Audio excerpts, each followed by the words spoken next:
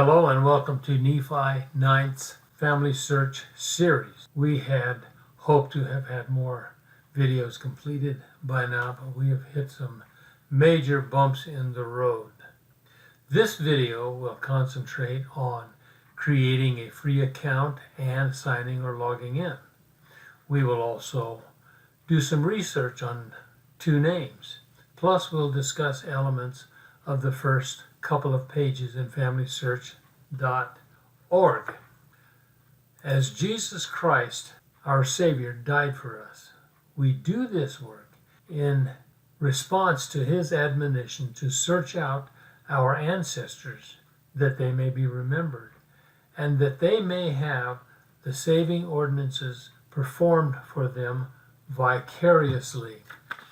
Looking at the taskbar here at the bottom, we see several symbols representing various programs, apps, and tasks. We want to go to the wide web, and we do that on the internet highway by writing a browser. There are a lot of good browsers out there. Right now I'm testing Microsoft Edge, represented by this symbol here at the bottom. And by clicking on that, I come to my web page. We go up here to the address bar, and that's where we type in that we are looking for, and we're looking for FamilySearch.org. We do not need caps. It doesn't make any difference whether we use them or not at this point. And you'll notice that some of these letters in blue. That's because I have accessed FamilySearch.org multiple times, and it's doing what is called a type ahead, or I call it a guess ahead. I can depress the enter key and it will take me right to where I want to go, or I can select something down here in the menu. As I want FamilySearch.org, I'll press my enter key and here we are. There are 5 places where we can create an account or sign in. Why 5? I don't know. But let's start up here at near the top right, create an account, sign in. Go down to the middle left, create an account, sign in. Go down further, start searching. Near the top right, create an account, sign in. Our top left arrow right up here takes us back to where we started. Go back down a little further. Get started.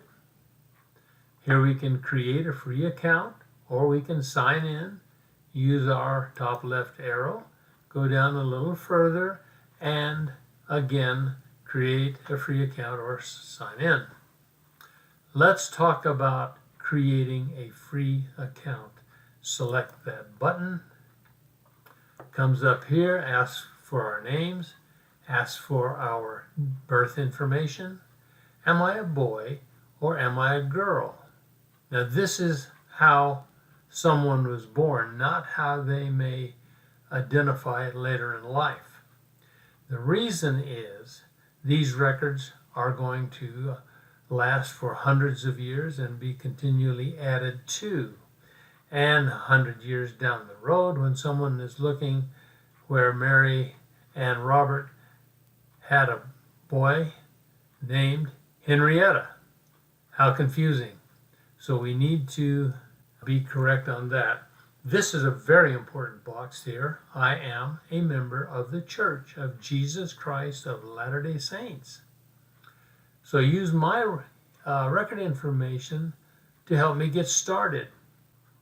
Does this mean non-members or people who are not members of the church cannot get into or use FamilySearch.org? Absolutely not. They can. All they need to do is bypass this box and go to continue, and they can create an account, or they can do it up here. The reason the difference is the church sends missionaries out all over the world at great expense to gather ancestral and genealogical records. And because the church shares those records with partner websites, and ancestral sites and genealogical sites, those sites give members either full or limited access. Going back up to the top left arrow, back where we started, go up a little further, and in general, not all the time, but in general, this is the way the records are displayed. Dad with his ancestors, Mom with her ancestors. Let's go back up here, and this is a place where we may experiment, play around with family search. So I can either type in a name, or if I have researched that name earlier, I can just select it, tab over, and last name, spelled it wrong. There are 4 other places where we may enter information. I want to explain a concept here. The more information we put into these boxes, the more narrow or limited our search, especially when we're starting out ourselves, or we're starting out on a person we haven't researched before. We should start out wide. We'll have more success that way. Therefore, I'm going to leave birthplace and death place blank, but I am going to put in a birth year, which I happen to know is 1924. Now you can use these arrows over here to expand that or shrink that. And if I were to start here, I would get a lot of records. But I want to keep it somewhat simple. So I happen to know this man died in 2011. And leaving these blank, I'm going to depress my search button, and we come up with the name and facts about that name, or people who held that name. Now if we look down here, we find out that people with the last name Hancock in the shared family tree in the database, there are over 138,000. Go up a little further, and the name is most likely found in Wales, where there are over 1,600 names in the family search database. England has over 36,000, and the United States over 43,000. Now there's more information here that we can search on if we wanted to, but for demonstration purposes, I'm going to go further, and here are top people we found with that name in the shared family tree. Here are 3 names. And is that all? At this point, we want to start being curious. We want to investigate further. We want to be a detective. So let's select the right arrow here and look. There are 2 more. And then we go to Robert Morton, which we know is wrong. Do we stay here? Well, let's be curious. Investigate and look at. The middle name is dropped off. So here's 2 more. And here's Robert Charles here. Just one more look. My goodness, Robert Lewis doesn't match, but Robert Hancock, again, without a middle name, is right here. He probably should have been over on this other page. But let's look at the dates. Here his birth date is only 5 years off, and the same death date. This could be a match. Looking at his birth information, this man was born in Ohio, and we happen to know, or I happen to know, that our man was not born in Ohio. So let's go over here. We'll disregard Charlie and look at here. We put in, we are searching on 1924 to 2011. Here his birth and this man's death are only a year off. This could possibly be a match. Let's investigate. He was born in Chatham County, wherever that's at.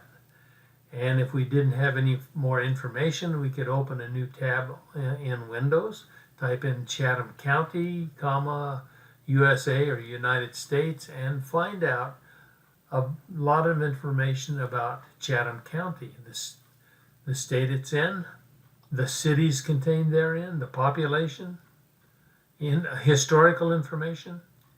But we do have more information down here. We find out that Siler City is in Chatham, North Carolina. We happen to know that our man did not die in North Carolina. This is another one we could look at. I'm not going to now because I know that's not him. Come back over to here. These dates are too far off. Come back over to here. And this date is close, but not close enough.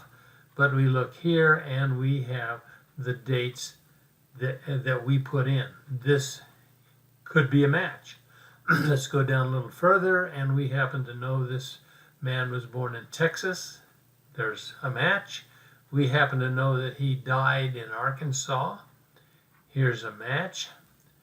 So this is a very good, there is a very good chance that this is our man. So we want to do some more searching, and I'll show you how to do that later. We do find out his spouse's name. There's a new line we can search.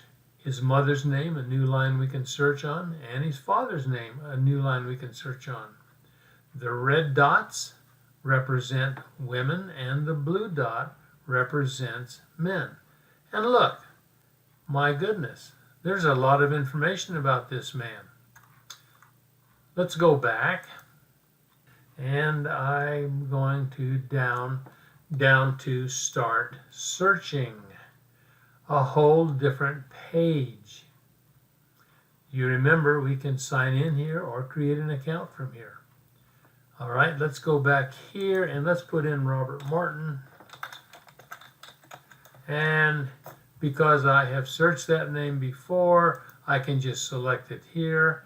And I am going to tab over to this box.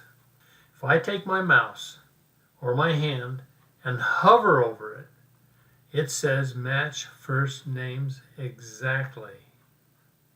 That's something we want to do. That can get you in trouble and be very frustrating. I know from experience. Stop and think back. The early 1900s, the 1800s, the 1700s, and back on through history. Not only were words and names pronounced differently, they were spelled differently.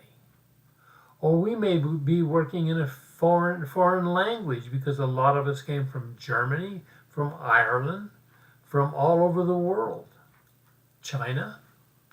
So I would advise anyone to not use this box. Tab on over, we can put in,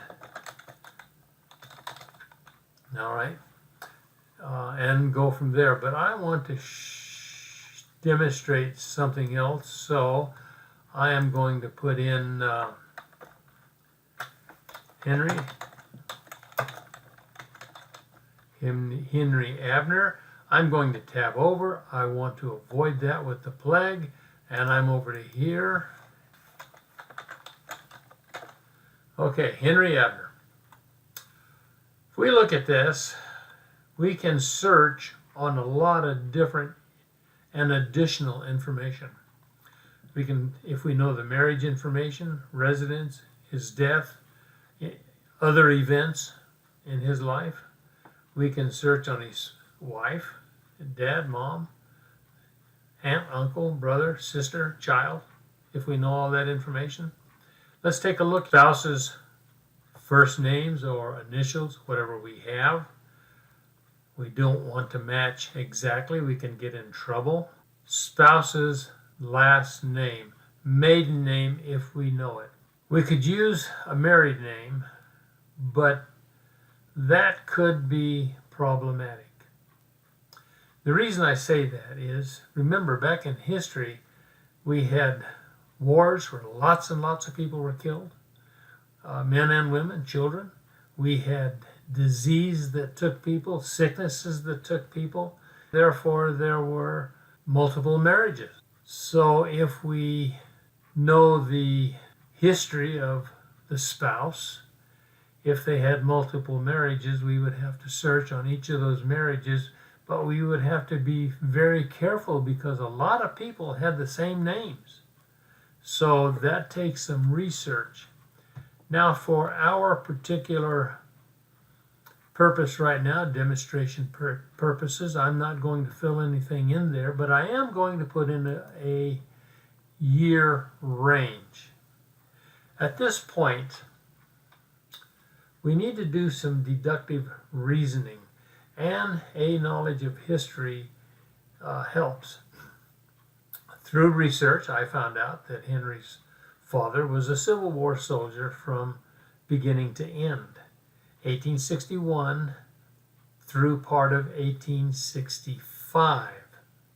So if we give his dad time to decompress from the war, find a girl, get a job, get married, and being a soldier, he was probably in a hurry to get married, so we can deduct that he was probably married in 1866, the latest 1867. All right. We happen to know through research that Henry was the fifth of 7 children, and we can estimate that in that time a child was born average 1.5 to 2.5 years. So if we take 5, Henry being the 5th, times an average of 2.5, we come up with 12.5. So if we add 1866, the marriage date, to 12, we come up with 1878. And because I like numbers divisible by 5, and we want to not get overwhelmed with records, let's say he may have been born as late as 1885. We can always come back and change these numbers, pardon me. So I'm going to come down to country. We could type in USA or England, whatever, but we can come over here to the right and select either a continent or a country, whatever is displayed here, and just click on that. But we want to stay wide, so let's do our search. Ignore this, match all terms exactly, do a search, and we come up with a whole passel full of Henry Abners. Now, we may be tempted to think these are all the same person. I promise you, they're not. You have to do the research. Once we run out of Henry Brysons, we come down to Henry A's. These could be the man we're looking for. Come down a little further and we hit John Henry. Is that where we're going to stop? Well, if we come down a little further, we find out there's Henry without a middle name or a middle initial. That could be someone we're looking for. So don't take at face value that all of these people are the same, even if they were born in the same vicinity. To verify that, we need to do a lot of research. If we go over here to the right, here are places where we can do some research, and especially right here it says view the record details. I select that, and this is information taken from a source that we can use later on. This happens to have been taken from findagrave.com. Gives us a lot of information. Let's go back up here to the top left, and we want to get out of here. We know how to do that. We want to go out back to our original page. Let's talk about this question mark. Do not disregard this information. This can be a great help and help in research. Let's take and sign in. Before I sign in, I need to explain that if we're signing in for the first time or in over 2 weeks, it will take us to a page where we will have to put in our username and our password. And a little ways under that, there's a box, and beside that box, it says, keep me signed in for 2 weeks. If you're in or on a public computer, don't do that. When you walk away from there and someone else comes and sits down, that can be problematic for them and for you. Now, because I'm on my personal computer, I'm the only one that ever uses this. My wife has her own computer, other than when my relatives come and sit down and use it, but that's rare anymore. So when I sign in, because I have been signed in for 2 weeks or less, I will bypass that page and come to here. Now let's talk about this. I want to show you this up here in the middle left column at the top, and we go down to next. This changes on occasion, so I'm hoping what I'm looking for will be here. And no. This is the one that's fun. Ever wonder where you got your good looks? Try Comparify. I've done this a few times. It's not totally accurate or will not give you the same answer each time, but it's close and it's fun.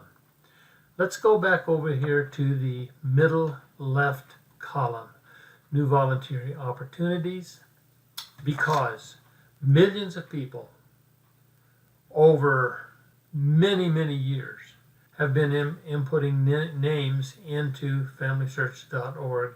There are a lot of mistakes, especially in format, date format, place format. So they're asking people to help clear that up, and it's a lot of fun. And there are other opportunities also. Bypassing some of this, coming down to this column right here and this symbol right here. These are hints concerning our family. What happens is when FamilySearch.org recognizes that there's vital information that probably pertains to our families or a member of our family, they will send a hint over. And just taking this one example, Clementine, we can look down here. We see her birth year, her death year, her birth year, and here is her FamilySearch.org record number. And what is she to me? Let's take a look. View my relationship, and voila, look at that.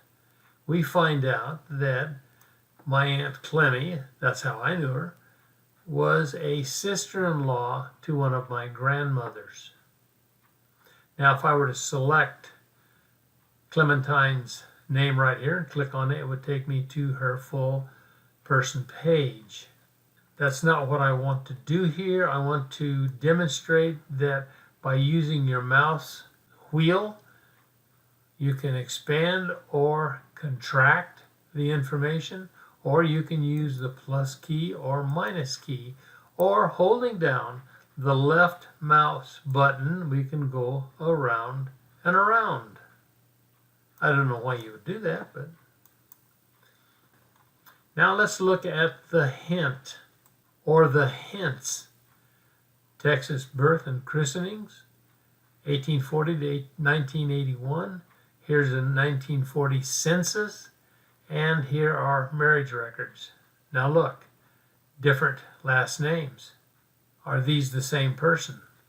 We have to research that to make sure that all of this pertains to our clinic. Close those hints. It's all the same here.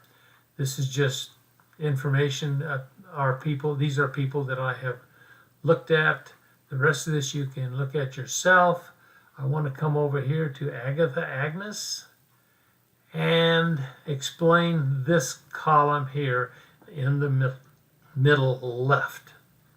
What happens is when other people working at FamilySearch.org put information about ancestors into Family Search, and Family Search determines that it's a possible match to someone in my family, they will send that information over.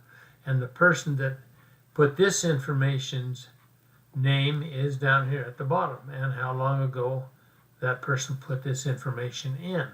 So let's take a look at Agatha. Born in 1788, died in 1860. Here's her record number. And what is she to me? I can go up and I find out that she is one of my great grandmothers. And we can look at that information, or we can do that later. And here is some information about her, or stories, or a story. Okay, if we go down a little further, we find a Dr. Thomas. And he was the first immigrant to bring my line to the United States. And this is an interesting story, a little bit of sad story, and some good stuff in there also. And let's see what he is to me. And he happens to be Agatha's husband, Dr. Thomas. It's rumored that he had a cure for skin cancer. Okay, let's go down, and here are 4 blocks of information about a Dr. George Washington Hill. And what is he to me? My relationship. We go back up here, and it tells us that he is the husband of my second great grandaunt. I don't know how they figured that out. My mother used to be able to whip that information out real quick. Okay, Dr. George was married to Catherine Minerva, who was the daughter of Robert and Mary Ann. Also a set of grandparents back in my lineage. Notice here that Robert first was married to Nancy down through my line, and she had other children, and she passed away. Through research, I know that then she married Mary Ann, and then they had a line that way. Close that out. And if we did more research on this, which I've done a little bit, we find out that he was Secretary of War for Texas when Texas was breaking away from Mexico. Now, if we go down here further, we find that his headstone has been smashed in, but the county of Hill, which is named after Dr. Hill, came and put a headstone there for him. Okay, we're getting close to the end. There's one other thing that I want to show you. We can go down to the bottom, show more, and pictures of my family. This is a legal document. This is a birth certificate, legal document. There's some information here we could look at, and I want to stop right here and ask a question. Do you think the flash startled my great aunt here? I think it probably did. There's a lot of funny things that happen in our family's past, wonderful things, strange things. I could tell a story about a direct descendant, Ido Anderson Coop. It's really funny. We all have them in our family. We have done some funny and strange and wonderful things, and some unwonderful things ourselves. Let's go on down further. I'm getting to a point I want to show more. And I want these pictures of my family, more pictures of my family, and I want to stop here and emphasize a point. Let's read this. Mary Cornell's tongue was nailed to a table, a split to release her. William Merrill III reportedly was dragged behind a wagon until he died. How did that happen? Well, back in the history, the American Revolution, the Tories apparently had tied him to a wagon and spooked the horses, and he was killed. Who were the Tories? The Tories were those who were supporters of King George during the American Revolution. Mary Cornell's tongue was nailed to a table. I don't know how you would do that. Who would have a tongue that long, or how would you hold on to a tongue like that? It's a pretty slippery thing. I don't know. I've never tried it. I probably never will. Looking at her relationship, down here it says Merrill the third was her husband. Looking at my relationship to her, shows her being married to Samuel Lambeth, one of my great-granduncles up there. He was my second great-granduncle, so that information doesn't quite square with this information. There's a story here and some information that is confusing and doesn't quite make sense. My point is, you cannot take for granted what's sent over to you. It takes research. I've begun looking at this. I will continue looking at this. I will give this some specific time so that I can get it right and make sure I get the right people to the right people, the right husbands to the right wives and the right children. And that's one of the problems in FamilySearch.org. Too many people have taken things on face value and got the wrong information linked. That's the end of this particular segment. I want to bear testimony to you that I know that Jesus Christ was the Son of God, and he died for the sins of those who will follow him, obey his commandments, live his laws. That is the way back into the presence of God. And I bear that testimony, that solemn testimony, to you in the name of Jesus Christ. Amen.